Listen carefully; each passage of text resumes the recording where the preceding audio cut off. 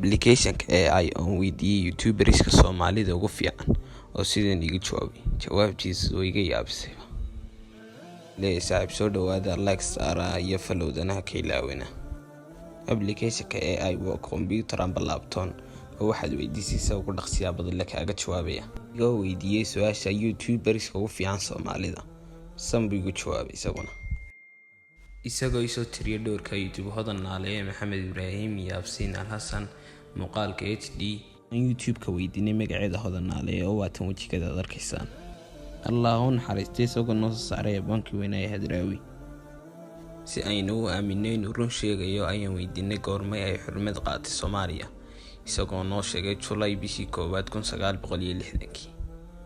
Haddii aad nala soo gaadhay muuqaalka dhammaadkiisa fadlan anaga ilaawan follow-da iyo like-ta. Commentigana noogu reebina fiidiyoyaasha kala gaasheen ay noo soo badiyeen.